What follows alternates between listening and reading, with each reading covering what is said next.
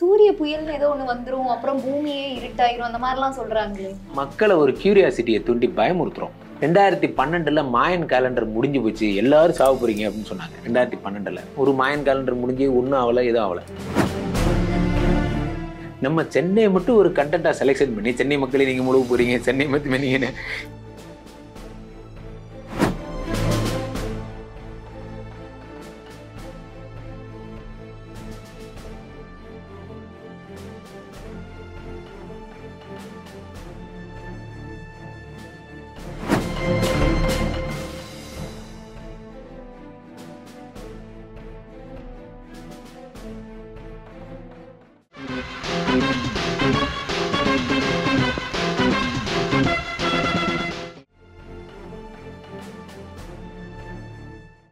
Me going, man.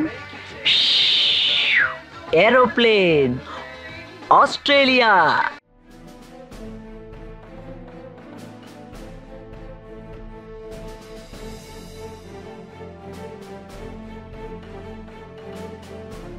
Foreign போவாங்க. Foreign போனாலும் அமைதியா தான் இருக்கணும். ஓகே. அப்ப நான் பஞ்சாயத்துல ஒண்ணும் சொல்லக்கூடாதா? சொல்லக்கூடாது. உனக்கு சொல்ல உரிமை கிடையாது.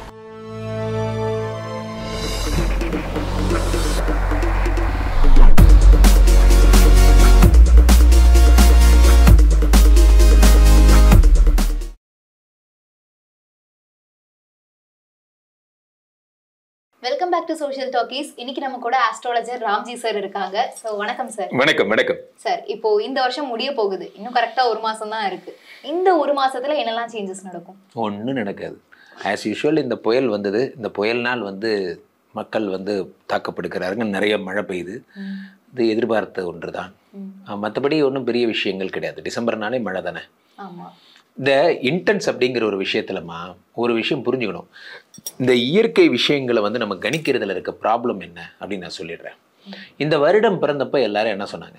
குரோதி வருடம் பிறந்தப்போ என்ன சொன்னாங்க? கொஞ்சம் அப்படி கோ பேக் போனீங்கன்னா, குரோதி வருடம் பிறந்தால் இங்கே எதிரிகள் அதிகமாவார்கள், அற்ப மழை பெய்யும், சொற்ப விளைச்சல் ஏற்படும்னு சொன்னாங்க. மழையே பெய்யாதுன்னு சொன்னாங்க. நியாயமாக மனசாத்திட்டு சொல்லணும், அப்படி தானே சொன்னாங்க. இப்போ அப்படியே கண்டென்ட்டை மாற்றி சுனாமி வர போகுது, எல்லாம் முழுகு போகுது, எல்லாமே அழிஞ்சு நாசமாக போகுது அப்படின்னு சொல்கிறது எந்த வகையில் நியாயம் இல்லையா? ஸோ அற்ப மழை வருகிறது. இது என்ன அர்த்தம்னா, சித்தர்கள் என்ன சொல்ல வராங்கன்னா, அற்ப மழை வழிகிறது அப்படிங்கிற அகப்பை சித்தர் சொல்லியிருக்கிறது எங்கே அப்படின்னு வருது பார்த்தீங்கன்னா, பெய்ய வேண்டிய இடத்துல பெய்யல, சம்படி எங்கேயோ வேறு இடத்துல கடல் மேலே பெய்யுது, வேஸ்ட்டாக போகுது அப்படிங்கிறத நம்ம பொருள் கொள்கிறோம். ஸோ இயற்கையை கணிக்கிறது இப்போ நம்ம இவர் பார்த்தீங்கன்னா, வானிலை அறிக்கை மையத்தை கூட அது அன்பிரடிக்டபிள்னு ஒரு வார்த்தை சொல்லிடுறாங்க. இப்போது குளோபல் வார்மிங்னால நம்ம இயற்கையை ப்ரெடிக்ட் பண்ணுறோம், ஆனால் அது இன்டென்சிட்டியை ப்ரெடிக்ட் பண்ண முடியல. ஈவன் வயநாட்டில் கூட ப்ரெடிக்ட் பண்ணி நம்ம அரசாங்கம் அனுப்பியிருந்தது, இந்த மாதிரி இவ்வளோ பெய்யும் அப்படின்னு. ஆனால் எவ்வளோ பெய்யுங்கிற அந்த இன்டென்சிட்டி கம்மியாக இருந்ததுனால அவங்க கொஞ்சம் அசால்ட்டாக இருந்துட்டாங்க. அப்புறம் பார்த்தா நிறைய பெஞ்சிருச்சு. இதான் விஷயம். ஸோ இப்போ இஃப் யூ கோ பேக், இப்போ 2013 பார்த்தீங்கன்னா உத்தரகாண்ட் சம்பவம் நடந்ததுக்கப்புறம் நிலச்சரிவு, பெரிய நிலச்சரிவு ஏற்பட்டது. அதுக்கப்புறம் இப்போ வயநாடு இப்போ நிலச்சரிவுகள் சகஜமாகிறது. நம்ம ரூல்ஸை ஒன்றும் ஸ்டிக் பண்ணாமல் இருக்கும், அதெல்லாம் விட்டுருங்க. இல்லை கவர்மெண்ட் செய்ய வேண்டிய விஷயங்கள்லாம். இது வரைக்கும் நடந்த ப்ரிடிக்ஷன்ஸ் பேஸ்டு அப்படின்னு பார்த்தீங்கன்னா, பாபா வாங்கேன்னு ஒரு பெரிய ஆள் இருந்தார். பாபா வாங்கே அவர் என்ன பண்ணியிருந்தாருன்னா, பெரிய இந்திரா காந்தி இப்படி சுடப்படுவார்னு சொன்னாலோ பெரிய ஆள் அவர், அவ்வளோ பெரிய ஆள் அவர். அவர் என்ன சொல்லியிருந்தாருன்னு பார்த்தீங்கன்னா, இந்த மாதிரி பூமி 2022 ஒரு எரிக்கல் பூமியை தாக்க போகுது, பூமியிலாம் செத்து போயிடுவாங்கன்னு சொன்னாங்க. ஒரு எரிக்கல்னு வரல, ஒன்றும் வரல. 2012 மாயன் கேலண்டர் முடிஞ்சு போச்சு, எல்லாரும் சாவ போறீங்க அப்படின்னு சொன்னாங்க. 2012 ஒரு மாயன் கேலண்டர் முடிஞ்சு ஒன்றும் ஆகலை, எதுவும் ஆகலை. 2023 இதே மாதிரி ஏலியன் கூடலாம் மக்கள் பேசுவாங்கன்னு கிளப்பிவிட்டாங்க. இதுக்கு ஏலியனுக்கு ஒரு லூசு போய் கோயிலெலாம் கட்டி வச்சிருக்கான். ஓ ஏலியாயா வித்மையே, ஏலி ஆயாயா தீமையே அப்படின்லாம் தெரிஞ்சிருக்கான். சரி, ஓகே. அவர் ஃபியூச்சர் ப்ரிடிக்ஷன்ஸ் போயிட்டாரு. மக்கள்லாம் டயர்ட் ஆயிடுவாங்க, கிரகங்கள் பின்னாடியே போய் சனி குரு புதன் இதெல்லாம் விட்டு நம்மகிட்ட தான் வந்தாகணும். ஏலியன் சாமி வந்துடுச்சு. வெரி குட்ரா. ஆடி வெள்ளி படத்தில் கடைசி சீனில் பார்த்தீங்கன்னா ஒரு பேய் இப்படி நடந்து ஒரு பூதம் மாதிரி, அந்த மாதிரி ஒரு ஏலியனை நம்ம சைக்கிள் டயர் இருக்கும், அந்த சைக்கிள் சீட்டு மாதிரி, அந்த சீட்டு மாதிரி ஒரு மூஞ்சி, அதை அப்படியே பண்ணி வச்சுருக்காரு. நம்ம ஆளுங்க இன்வென்ஷன் அது. ஸோ அப்போ அடுத்த காடு நமக்கு ஏலியன் தான் ஆயிடுச்சு. ஸோ அப்போ இந்த மாதிரி ப்ரிடிக்ஷன் சொல்கிறது எதுவுமே நடந்ததில்லை. அது இயற்கை பொறுத்த வரைக்கும் என்ன நடக்குமோ யாருக்குமே தெரியாது. நம்ம இதில் என்ன பண்ணுறோம்னா, மக்களை ஒரு கியூரியாசிட்டியை தூண்டி பயமுறுத்துகிறோம். இந்த வருடத்தின் ராஜா செவ்வா. இந்த வருடத்தின் ராஜா சனி, மந்திரி சனி, சேனாதிபதி சனி, அர்காதிபதி சனி, சசியாதிபதி சனி, மேகாதிபதி சனி, இவ்வளவு போஸ்ட் சனிக்கு கொடுத்துருக்காங்க. அப்போ சனி என்னன்னா நீதிமான்னு சொல்லுவாங்க. ஸோ அப்போ சனி வந்து இன்னைக்கு ஆக்கிரமிப்பு பண்ணி வச்சிருக்கேன், எல்லா இடத்தையும் க்ளோஸ் பண்ணு, எல்லாத்தையும் போட்டு க்ளோஸ் பண்ணி விட்டுறாரு. அப்போ அதனால என்ன ஆகுதுன்னா, சனி கொடுத்தால் எவர் தடுப்பார் அப்படிங்கிற மாதிரி சனி எல்லாத்தையும் போட்டு அள்ளி தெளிக்கிறார். நிறையா மழைகள் பெய்யுது, கடல் அதெல்லாம். ஸோ அதனால் டிசம்பர் மாதம் சுனாமி வராது, ஒன்றும் வராது, முக்கடல் பொங்குமா, பொங்காது. அதே மாதிரி இந்த சூரிய புயல்னு ஏதோ ஒண்ணு வந்துரும், அப்புறம் பூமியே இருட்டாயிரும், அந்த மாதிரிலாம் சொல்றாங்களே. வருஷம் வர்றது தான் சூரிய புயல் இவங்க சொல்றதெல்லாம். ஹைட்ரோ இப்போ வந்து அதில் இருக்க ஹீலியம் வந்து குறைஞ்சிட்டே வருது, சூரியனே இல்லாமல் போயிருன்னு கூட சொன்னாங்க. அது மாதிரிலாம் அப்படிலாம் ஏற்படுறதுக்கு வாய்ப்பே கிடையாது. நமக்கு அப்படி ஒரு விஷயம் என்ன, சூரியன் வந்து அப்படி அழிஞ்சிருக்கிறதா இருந்தால் என்றைக்கோ சூரியன் அழிஞ்சிருக்கும். சூரிய புயல்லாம் வந்தால் நம்மளால் தாங்கக்கூட முடியாது. ஸோ இதெல்லாம் சும்மா அது மிதமிஞ்சிய கற்பனைகள், மிஞ்சிய கற்பனைகள். அதனால் அதெல்லாம் சும்மா, அதெல்லாம் நம்பக்கூடாது. அவ்வளோதான், அப்படியே சிரிச்சுட்டு போயிடணும். மழை நிறையா பெய்யுது, அது உண்மை. ஆனால் அந்த மழை tolerable, we can manage. Run படத்தில் பார்த்தீங்கன்னா ரொம்ப பாதிப்பு இருக்காது. போன வருஷம் தூத்துக்குடியில் பாதிப்பு வந்தது. இந்த வருஷம் யாராவது தூத்துக்குடியில் போயிட்டு தூத்துக்குடி திரும்பவும் மழை வருது, நீ முழுகு போகிறேன்னு யாராவது சொன்னாங்களா? இல்லை கஜா புயல் வந்தப்போ யாராவது கடலூரில் திரும்பி போய் கஜா புயல் வந்துருச்சு, நீங்கள் திரும்ப சாக போகிற யாராவது சொல்ல. நம்ம சென்னையை மட்டும் ஒரு கண்டென்ட்டாக செலெக்ஷன் பண்ணி, சென்னை மக்களே நீங்கள் முழுக போகிறீங்க, சென்னை மட்டுமே நீங்கள், ஏய் உங்களுக்கு எங்களை பார்த்தா எப்படா இருக்கு? நான் கேட்குறேன், போய் எல்லா ஸ்டேட்காரங்களும் இருக்காங்க, போய் எல்லா ஊர்லயும் சொல்லுங்க. சம்மந்தமே இல்லாம விழுப்புரம் நேத்து முழுகிருச்சு. ஆமா, ஐயோ சரியான. அப்போ இது ப்ரெடிக்டபிள், அன்பிரடிக்டபிள் தானே. எப்ப பார்த்தாலும் மெரினாவை பத்தியே பேசிட்டு இருக்கோம், மெரினா முழுகிறோம். நம்ம சொல்றோம் 2000 இப்படியே சென்றால் 2030 உலகம் அழிஞ்சிடும் நம்ம சொல்றோம். அப்படி இப்படியே செல்றதுக்கு நம்ம என்ன லூசு போயிலான்னு கேட்குறேன். ஏன் அதுக்கப்புறம் நம்ம எந்த ஆக்டிவிட்டியுமே எடுக்க மாட்டோமா? ஏன் அதுக்கப்புறம் நம்ம வந்து நம்மளுடைய கட்டுப்பாடுகளை நம்ம வந்து ஸ்ட்ரிஞ்சன் பண்ண மாட்டோமா? நீலகிரி மாண்டிய இதில் வந்து இப்படிலாம் பண்ணக்கூடாது, மரங்களை வெட்டக்கூடாது, எவ்வளோ சொல்லும். பாலித்தீன் பேக் ஒழிச்சோம், இப்போ வரைக்கும் ஒழிச்சிட்டோம். கிட்டத்தட்ட வந்து பார்த்தீங்கன்னா அந்த புகையிலை மாதிரிலாம் வச்சு அதெல்லாம் ஒழிச்சிட்டோம். இது மாதிரி இதையும் ஒழிச்சிட்டு போக வேண்டியதான். ஸோ அப்போது கடல் வளம் மேம்படுத்தணும் அரசு நினச்சா ஒரு நாள் வேலை, இது ஒரு நாள் ஒரு உத்தரவு நம்மளால் முடியும். பிரச்சனை என்ன அப்படின்னா, நமக்குள்ள அந்த சீவேஜ் கனெக்ஷன்ஸ் ஒன்றும் ப்ராப்பராக ஒவ்வொரு ஏரியாலையும் வரல. இப்போ என் ஏரியாவில் இருக்க தெருவில் இருக்கிற சீவேஜ் கனெக்ஷன் என்னுடைய நகராட்சிக்குள்ளே இருக்கிற சீவேஜோட சேர்ந்துருக்கானே அதே எனக்கு தெரியாது. அதுக்கப்புறம் மாநகராட்சியோட சேர்ந்து பாதாள சாக்கடைக்குள்ளே போகுதாங்கிறது எதுவுமே தெரியாது. அவங்க லோக்கல் ஏரியா சம்பில் லோக்கல் ஏரியா மெயின்டைன் பண்ணும்போது அது உடஞ்சிக்குது, அந்த ஏரியா ஃபுல்லாக டம்ப் ஆகுது. இந்த மாதிரியான பிரச்சனைகள் தான். நம்ம ஒன்றும் இந்த ஹைட்ராலிக்கில் இப்போ தான் இம்ப்ரூவ் ஆகிருக்கும், வி நீட் டு இம்ப்ரூவ், அவ்வளோதான். நான் இப்போ இது யாருக்கும் உடனே வந்து கீழே கிட்ட எல்லாம் சொன்னாங்க, உடனே இவர் வந்து டிஎம்கேக்கு சப்போர்ட் பண்ணுறாரு, இது பண்ணுறாரு. நான் சொல்கிறது ஒன்று தான், பிரச்சனை வரதான் செய்யும். ரன் படத்தில் கிளைமேக்ஸ் சீனில் சொல்லுவாங்க, அவன் பிரிட்ஜை தாண்டுவானடா, தாண்டவே மாட்டானே அப்படின்னு ஒருத்தர் சொல்லுவாங்க.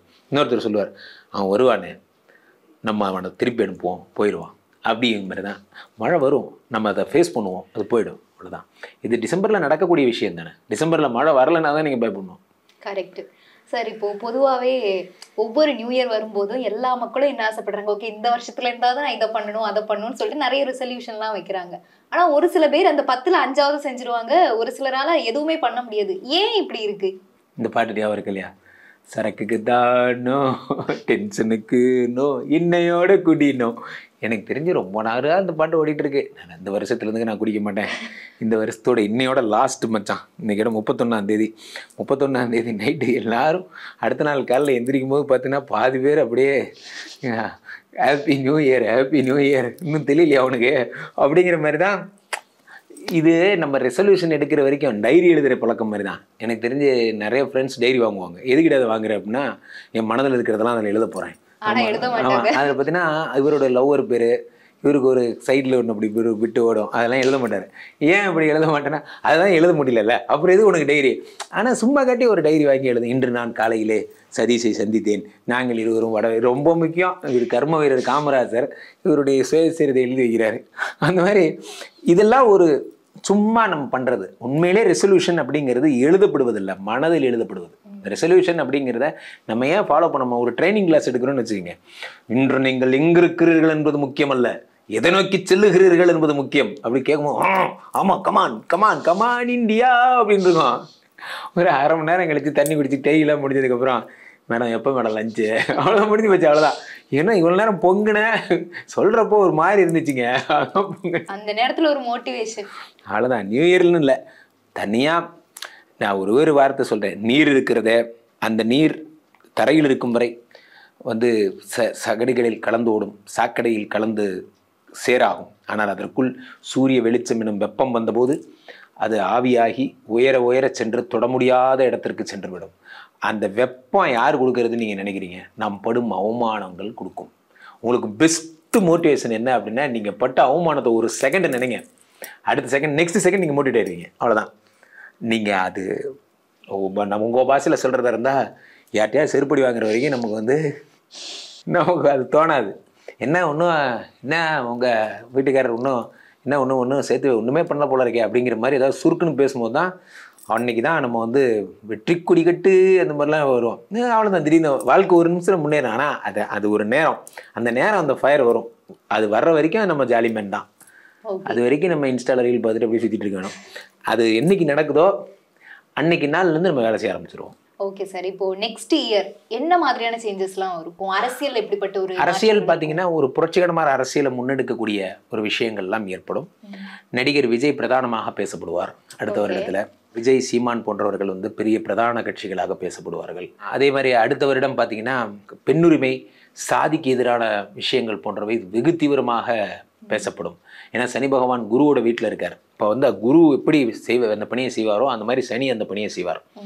சனியை பொறுத்த வரைக்கும் புரட்சிக்காரர், தொழிலாளி. அதனால என்னன்னா, தொழிலாளர்களுக்குரிய அடிப்படை உரிமைகள் போன்றவற்றெல்லாம் மீட்டு தர்றது, எங்களுக்கான சுயமரியாதை, சுய உரிமை போன்றவற்றை மீட்டு தருதல், சாதிய ரீதியான மத ரீதியான சிந்தனைகளை கருவறுத்தல் போன்ற விஷயங்கள் எல்லாம் ரொம்ப தீவிரமாக நடக்கக்கூடிய ஒரு வருடமாக நெக்ஸ்ட் இயர் விளங்கும். ஒரு புரட்சிகரமான வருடமாக இருக்கும். ஓகே சார், மிடில் கிளாஸ்ல இருக்கிறவங்களுக்குலாம் லைஃப் எப்படி சார் இருக்கும்? ரொம்ப ஜாலியாக இருக்கும். காரணம் என்னன்னா, உங்களுக்கு குரு பகவான் காலபுருஷ தத்துவப்படி 3ஆம் வீட்டிலே புதனுடைய வீட்டுக்கு வர்றதுனால, புதன்னாலே இஎம்ஐ, புதன்னாலே தவணை, அந்த மாதிரி மிடில் கிளாஸ் மக்கள்லாம் நிறைய தவணை முறைகளில் நிறைய விலைகள் குறையும். அந்த ₹1 கூட கொடுத்துட்டு நீங்கள் பைக் எடுத்துகிட்டு போகலாங்கிற மாதிரியான அந்த மாதிரி கான்செப்ட்லாம் புதுசாக வர ஆரம்பிக்கும். நடுத்தர மக்கள் நிறைய பயன்பெற ஆரம்பிப்பாங்க. சேமிப்புகளை நோக்கி மனம் செல்லும். மாதாந்திர டியூ கட்டுற சிஸ்டம் அதிகமாகும். இன்னும் நிறைய மாதாந்திர டியூ கட்டுற சிஸ்டம்ஸ் அதிகமாகும். அதனால் மிடில் கிளாஸ் மக்களுக்கு ரொம்ப அற்புதமான ஒரு வருடமாக இந்த வருடம் இருக்கும். ஓகே சார், இப்போ முக்கியமா இந்த கடன் தான் எல்லாருக்குமே ஒரு பெரிய பிரச்சனையா இருக்கா? அடுத்த வருஷம் இந்த 2025 முடியறதுக்குள்ள அது இன்னும் அதிகமாகுமா கடன் வாங்குறது, இல்ல 10 மடங்கு அதிகமாகும். காரணம் என்னன்னா, எல்லாருமே தான் இன்ஸ்டால்மெண்ட் வாங்க ஆரம்பிச்சிட்டாங்கல்ல. வாங்கும் போது பெருமைக்கு வராங்க. வாட்ஸ்அப் குரூப் மாதிரி தான், ஆரம்பிக்கும் போது பெருமைக்கு ஆரம்பிச்சிருவோம். அது மெயின்டைன் பண்ற மாதிரி தெரியாது. கிரெடிட் ஸ்கோர்க்காக எல்லாம் இப்ப இஎம்ஐ வாங்க வேண்டியது. அது மாதிரி தான். அது மாதிரி இப்போ ஆரம்பத்தில் நம்ம என்ன பண்றோம்னா, இதை ஆரம்பிச்சிடறோம். அதாவது ஒரு பொருளை வாங்கிறோம், 2 மாசம் இஎம்ஐ கட்டி 3ஆவது மாசம் கட்ட முடியலைங்கிறப்ப தான் அந்த மாதிரி தான். ஸோ அப்போ கடன்கள் நிச்சயம் பெருக்கும். கடன்கள் பெருகுவதற்கான ஒரு வருடமாக இந்த வருடம் இருக்கும். 12ஆம் வீட்டிலே காலபுருஷ தத்துவப்படி 12ஆம் வீட்டிலே சனி பகவான் ஆட்சி இருக்கிறார். அப்போ 12ங்கிறது விரயஸ்தானம். அப்போ பெரும்பாலும் எல்லா பணமும் வட்டியிலேயே போகும். எல்லாரும் வட்டி கட்டுவோம். இந்த எக்கனாமிக் growth அது இந்தியால எப்படி இருக்கும்? இப்போ எப்படி இருக்கு? மிடில் கிளாஸ்ல இருக்கிறவங்க கஷ்டப்படுறாங்க, அவ்வளவுதான். அதே தான் அடுத்த வருஷமும். இப்போ நம்ம ஆக்கப்பூர்வமான நம்மளுடைய தற்சார்பு பொருளாதார கொள்கை அப்படிங்கிறது இந்தியாவில் வர்ற வரைக்கும் தற்சார்பு பொருளாதார கொள்கைன்னு இல்லாமல் நம்ம இப்போது எற போகிற வியாபாரிகள் எல்லாருமே இங்கே பிழைக்கிற ஒரு ஊராக இந்த ஊரை நம்ம மெயின்டைன் பண்ணிட்டு இருக்கோம். தற்சார்பு பொருளாதார கொள்கை இந்த வருடம் துவங்கும் சனி பகவான். ஸோ புதிய பொருளாதார கொள்கை சித்தாந்தம் உருவாகும். நம்மளே தயாரிச்சுக்கிற இது சொல்லுவாங்க இல்லையா, அவங்கெல்லாம் அதிகமாவாங்க. அவங்கெல்லாம் ஒவ்வொருத்தரும் நானும் தயாரிக்கிறேன். மக்களுக்கு வேலை செய்கிறது மேலே இன்ட்ரெஸ்ட் போய் தனியாக பிஸ்னஸ் ஆரம்பிக்கிறது மேலே இன்ட்ரெஸ்ட். இன்றைக்கி பெரும்பாலான பேர் வேலைக்கு போகிறதுக்கு இன்ட்ரெஸ்ட் ஆகிறதே கிடையாது. பெரும்பாலான பேர் நானே சொந்த காலில் நிற்கிறேன், நானே பண்ணுறேன், அந்த எந்து வந்திருக்கு. அதுக்கு காரணம் சனி பகவான் மகரத்தில் ஆட்சி பெற்று கும்பத்தில் ஆட்சி பெற்று ஒருபாடு இவங்களெல்லாம் அவங்க மனதுக்குள்ளே இருந்த இது எல்லாத்தையும் வெளியே கொண்டு இப்போ தான் ஒரு சொந்த காலில் நிற்கணுங்கிற எண்ணம் வந்திருக்கு.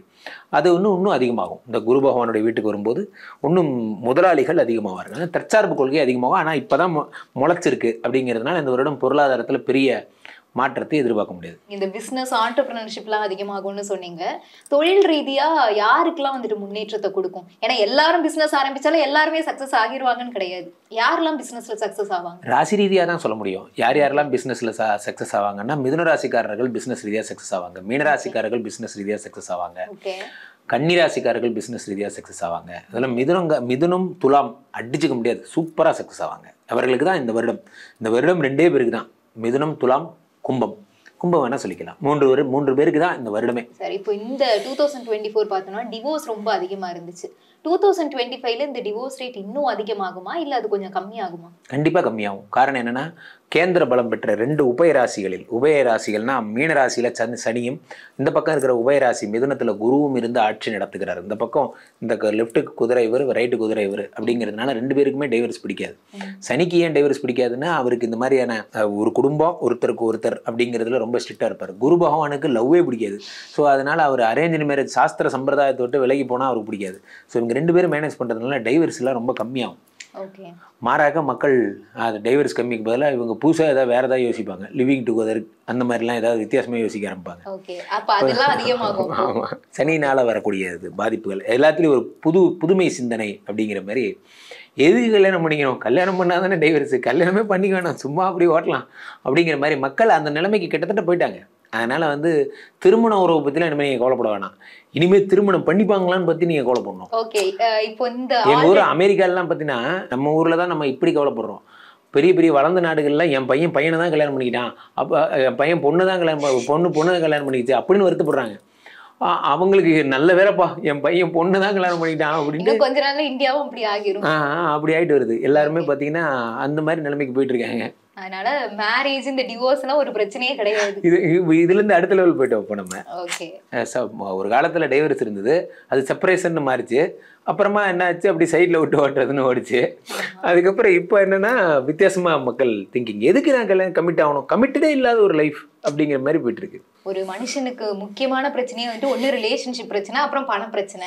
இந்த பண பிரச்சனைட்டு வரும்போது தொழில் ரீதியா யாருக்கெல்லாம் ஒரு நல்ல முன்னேற்றத்தை கொடுக்கும்? ஏன்னா டிபார்ட்மெண்ட் வைஸா நான் இது கேட்குறேன். இப்போ டீச்சர்ஸ் இருப்பாங்க, டாக்டர்ஸ் இருப்பாங்க, எந்தெந்த இப்போ மீடியால இருப்பாங்க, எந்தெந்த துறைகள்ல வளர்ச்சி இருக்கும்? முக்கியமா ஐடி சம்பந்தப்பட்ட துறைகள்ல மாபெரும் வளர்ச்சி இருக்கும். ஐடி அதுலயே வந்துடும். ஐடி, மீடியா, தொலைத்தொடர்பு போன்ற டெலிகாம் போன்ற விஷயங்கள் எல்லாம் நல்லா வரும். அதே மாதிரி ரியல் எஸ்டேட் பண்ணுறவங்களுக்குலாம் ரொம்ப அற்புதமான ஒரு வருடமாக இருக்கும். மருத்துவர்களுக்கு பயங்கரமான வருடமாக இருக்கும். மருத்துவம் ரொம்ப சிம்பிளிஃபை ஆகிடும். காஸ்ட்லி ட்ரீட்மெண்ட்டே இனிமேல் கிடையாது. எல்லாமே ரொம்ப சாதாரண. அது அதை உடச்சி சாதாரணமாக்கிடுவாங்க. எப்படி கால் டாக்ஸிலாம் ரொம்ப விலை போட்டுட்டு இருந்தது, அதுக்கப்புறம் இப்போ இது ரேபிடோ அது மாதிரிலாம் ஆனதுக்கப்புறம் அந்த மாதிரி ஏதாவது ஒரு அப்ளிகேஷன் வேணால் ஒருத்தன் கண்டுபிடிப்பான். அதுக்கப்புறம் பார்த்தீங்கன்னா ரொம்ப கம்மியான விலைக்கே நம்ம மருத்துவம் பார்த்துக்கிற விஷயங்கள் போன்றவை ஏற்படும்.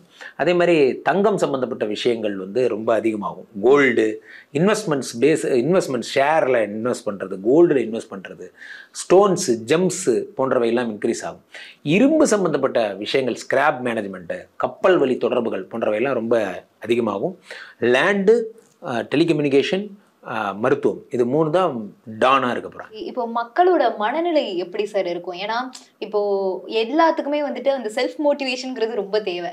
மக்கள் ஒரு மோட்டிவேட்டடா, ஒரு எந்துவா நெக்ஸ்ட் இயர் ஃபுல்லா டிராவல் பண்ணுவாங்களா? ஃபுல்லா இருக்க மாட்டாங்க, பட் அந்த ஒரு மைண்ட் செட் இருக்குமா? இல்லை, கண்டிப்பா. மந்தகார இப்போ சனி குருவோட வீட்டுக்கு வந்ததுனால இந்த 2024 2023 இது எல்லாமே பார்த்தீங்கன்னா அவங்களுக்கு சனி உங்களுக்கு இதாக இருந்தார். சனியோட வீட்டில் ஆட்சி பெற்றிருந்தனால எல்லாமே ஒரு மந்தமாக இருந்தது. அந்த மாதிரியான நிலைமை ஏற்பட்டுருக்கும். இப்போ இது இப்போ மீனத்துக்கு வரும்போது என்ன ஆகும் அப்படின்னு பார்த்தீங்கன்னா, அவர் ஒரு ஒரு புதிய விஷயங்களில் புதுமையை தேடி, இதுதான் பிரச்சனை. சனி ரொம்ப புதுமையை தேடிட்டே இருப்பார். சனினாலே எதெல்லாம் சனினா எதெல்லாம் புரட்சியோ அதெல்லாம் சனி. ஸோ மக்களோட உடைகள் மாறும், மக்களுடைய பானங்கள் மாறும். இப்பயே சாப்பிட்றது எதையே சாப்பிட்றான். ஸோ அப்போ வித்தியாசமாக சாப்பாடுகள் போன்றவை எல்லாம் இன்ட்ரடியூஸ் ஆகும். ஸோ இந்த வருடம் ஒரு புதுமை சிந்தனத்துக்கான புதிய வருடமாக இருக்கும். இனிமே சம்பிரதாயங்கள், சடங்குகள் போன்றவைகள்லேயே ஒரு சந்தேகங்கள் வரும். அதே தேவையாங்கிற மாதிரி ஆகிடும். ஆல்ரெடி அப்படி தான் போயிட்டு இருக்கு. இன்னும் கொஞ்சம் டீப்பாக போகும். ஸோ இதெல்லாம் நம்ம ஏன் பண்ணணும், இது நமக்கு தேவையில்லாத வேலை தானே அப்படிங்கிற மாதிரியான சிந்தனைகள் வரும். மக்களுக்கு உதவுதல் போன்றவை. சனி குருவோட இடத்துலேருந்து அட்வைஸ் பண்ணுறதுனால மக்கள் தொண்டு இதை நோக்கி சரிவாங்க. அப்போ இந்த இவர் தான் பெரிய ஆளு, நான் அவருக்கு கீழே அப்படிங்கிற சித்தாந்தம்லாம் போயிடும். எல்லாரும் சமம், மிஸ்டர் முரளிகிருஷ்ணன் அப்படின்னு கூப்பிடுற மாதிரி ஆயிடும். சார் வணக்கம் சார், குட் மார்னிங் சார் அப்படிங்கிறதெல்லாம் போயிடும். ஸோ அந்த மாதிரியான அந்த கலாச்சாரம் எல்லாம் போயிடும். மேலை நாட்டு கலாச்சாரத்தை நோக்கி இந்த வருடம் நாம் அடுத்தபடி எடுத்து வைப்போம். ஓகே சார், மேலை நாட்டு கலாச்சாரம்னு சொன்னீங்க. ஃபாரினுக்கு யாரெல்லாம் போவாங்க இந்த வருஷம்? இந்த வருஷம் கன்னிராசிக்காரங்க கண்டிப்பாக போவாங்க. சூப்பர். அதே மாதிரி மீனராசிக்காரங்க கண்டிப்பாக போவாங்க. அதே மாதிரி சிம்மராசிக்காரங்க 200% போவாங்க. 200% போவாங்க சிம்மராசிக்காரர்கள். இவங்கெல்லாம் நிச்சயம் ஃபாரின் போவாங்க. ஓகே சார், ஃபாரினுக்கு போவாங்க. ஓகே, இப்போ இந்தியாவுக்கும் அந்த ஃபாரின் ரிலேஷன்ஷிப் எப்படி சார் இருக்கும்? ஏன்னா ஆல்ரெடி கனடாக்கும் இந்தியாவுக்கும் ஒரு 1 இயர் பேக்ல இருந்து ஒரு பிரச்சனை ஓடிட்டு இருந்துச்சு. அது இப்போ கொஞ்சம் எல்லா நாட்டுலையும் எல்லா பிரச்சனையும் வர்றது தான். ஆனால் இது போர் முழக்கம் அப்படிங்கிறதுலாம் செவ்வாய் சனி சேர்க்கை வரும்போது தான் அந்த மாதிரி பிரச்சனைகள்லாம் ஏற்படும், போர்லாம் ஏற்படும். இப்போ ராகு வந்து கும்பத்தில் இருக்கிறதுனால சும்மா கிளர்ச்சிகள், சனி வந்து குருவோட வீட்டில் இருக்கிறதுனால கிளர்ச்சிகள் ஏற்படும், ப்ரொட்டஸ்ட். எல்லா நாட்டிலையும் ப்ரொட்டஸ்ட் நடக்கும். அதுக்கு நம்ம இந்தியா வழக்கம் போல் நம்ம ஆதரவு கொடுக்க போகிறதில்ல. ஸோ அதனால் நம்ம ஒரு சமாதான நாடு, நம்ம பெருசாக யாரையுமே ஆதரவு கொடுத்ததில்லை. நம்ம சண்டையை விரும்ப மாட்டோம், அகிம்சை நாடு நம்ம. ஸோ அதனால் நம்ம போகிற பற்றி நம்மளும் கொல்லப்பட போகிறோம், யார் பிரச்சனைக்கு நம்மளும் போகிறதில்ல, நம்ம பிரச்சனைக்கு யாரும் வரவும் மாட்டாங்க. ஸோ அதனால் நம்ம வந்து இதை பற்றி கவலைப்படணும்னு அவசியமே இல்லை. இந்தியாவோட மற்ற நாடு உறவுகள்லாம் ஆஸ் யூஷுவல் நல்லாவே இருக்கும்.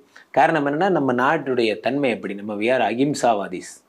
ஸோ அதனால கேந்திர பலம் பெற்ற குரு இருக்கிறதுனால வி ஆர் 200. எஜுகேஷன், படிப்பு முறையில் பாருங்கள் என்னென்ன மாற்றங்கள் வரப்போகுது பாருங்கள். இந்த வருடம் பசங்க படிக்கிறதுல டிஜிட்டல் கிளாஸ் ரூம்ஸ்லாம் வரும். இந்த வருடம் ஆல்ரெடி ஃபுல்லாமே ஆன்லைன் கிளாஸ் வந்து அது வந்து இன்னும் கொஞ்சம் அதிகமாக டிஜிட்டல் கிளாஸ் எல்லாம் வர ஆரம்பிக்கும். டிஜிட்டல் கிளாஸ் ரூம்ஸ், கிளாஸ்க்குள்ளேயே தொழில்நுட்பங்கள், ஏஐ டெக்னாலஜிக்கான பொன்னான வருடம் இது. இந்த வருடம் தான் குரு வந்து புதன் வீட்டில் இருக்கும்போது, புதன் ஏற்கனவே புத்திகாரகன், அப்போ வந்து குரு வரும்போது அந்த புத்தியை மக்கள் ஸ்டூடெண்ட்ஸ் எப்படி கொண்டு போகிறதுங்கிறதுல டெக்னாலஜிஸை வச்சு ரோபோட்டிக்ஸ்லாம் இன்னும் அதிகமாகும். ரோபோட்டிக்ஸ் ரோபோட்டிக்ஸ் இதெல்லாமே இன்னும் ஆமாம், இன்னும் கொஞ்ச நாளில் ராம்ஜி நீங்கள் பேட்டி எடுக்க தேவையில்லை, ராம்ஜியோட ஏஐ பேட்டி எடுத்த போதும் அந்த மாதிரி ஆகிடும். அப்பியர் டிஸப்பியர்லாம் வர்றதுக்கு ரொம்ப நாள் இல்லை, ரொம்ப ரொம்ப சீக்கிரம். நீங்களும் அதுக்கேற்ற மாதிரி இன்னோவேட்டிவா அட்வான்ஸ்மெண்ட்டாக போயிருவீங்க. ஆமாம், ஏஐ வந்து பலன்னு சொல்லுவோம்.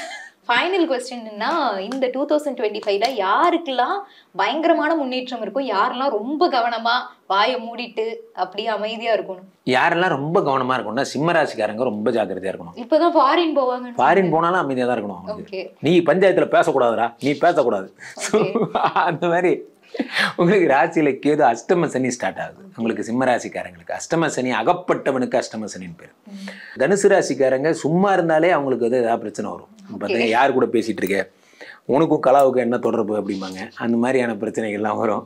சத்தியமாக சொல்கிறேங்க, எனக்கும் நல்லா வாழைப்பழம் மாதிரி பேசுவான் மேடம் அப்படிங்கிற மாதிரி சும்மாவே உங்களுக்கு சொல்லதில் ஒரு மாதிரி ஏதாவது ஒரு நிகழ்ச்சி, ஏதாவது உங்களை கூப்பிட்டு போய் உட்கார வைக்கிற தூரம் ரொம்ப தூரம் சீக்கிரமே சொல்வதெல்லாம் முன்வைக்கு போயிடுவாங்க. அதே மாதிரி தனுசு ராசிக்காரங்களும் கண்டிப்பாக போவாங்க. தனுசு ராசிக்காரங்களுக்குன்னு வாண்டடா.